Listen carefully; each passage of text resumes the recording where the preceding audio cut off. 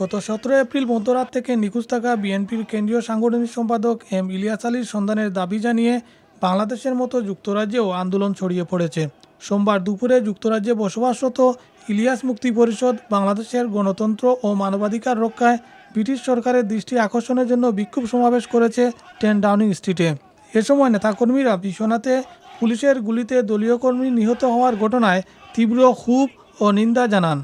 যদি সশরীরে ইলিয়াস আলীকে আবার ফেরত না দেওয়া হয়, এবং আমি বলতে চাই এই যুক্তরাজ্য থেকে আমরা তুমুল আন্দোলন গড়ে তুলব এবং সারা বিশ্বে আন্দোলন চলবে এবং আমরা আরও কঠিন কর্মসূচি দিব যতদিন পর্যন্ত ইলিয়াস আলীকে সশরীরে আমরা পাই নাই।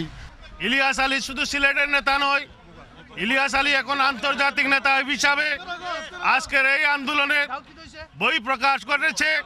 বিক্ষোভ সমাবেশ শেষে ব্রিটিশ প্রধানমন্ত্রীর বরাবরে কমিউনিটি নেতা ও রাজনৈতিক নেতৃবৃন্দের পক্ষে স্মারকলিপি প্রদান করেন মিয়া মনিরুল আলম, আবুল কালাম আজাদ, তৈমুজ আলী, শরীফুজ্জামান চৌধুরী তপন, লুৎফুর রহমান, মুজিবুর রহমান, মিসবাউদ্দিন সহ অনেক নেতাকর্মী। আমরা অবিলম্বেই শেখ হাসিনাকে বলতে চাই, ইলিয়াস আলীর মুক্তি চাই। আমরা রাজপথে আসি, আমরা রাজপথে থাকবো, আমরা আন্দোলন চালিয়ে যাব যতদিন পর্যন্ত ইলিয়াস আলীর মুক্তি না হয়।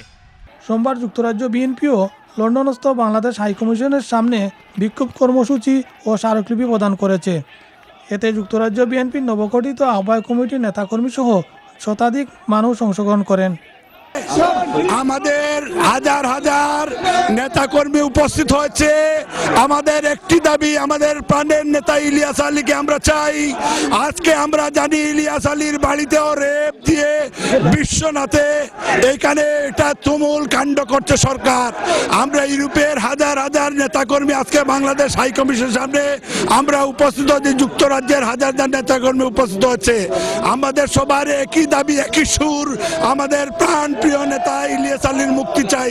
এদিকে বিশ্বনাথ পালাগঞ্জ আসনের সাবেক সাংসদ এম ইলিয়াস আলীকে অপহরণের প্রতিবাদে তার নিজ গ্রাম রামদানা, পার্শ্ববর্তী পদ্মাপুর, কামালপুর সহ বেশ কয়েকটি গ্রামের প্রবাসীদের উদ্যোগে এক প্রতিবাদ সভা রবিবার পূর্ব লন্ডনের বিবিসিসি কমিউনিটি সেন্টারে অনুষ্ঠিত হয়।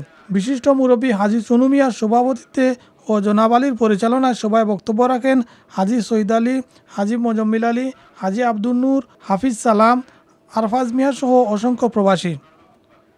জাকির হোসেন কোয়েস, বাংলা টিভি।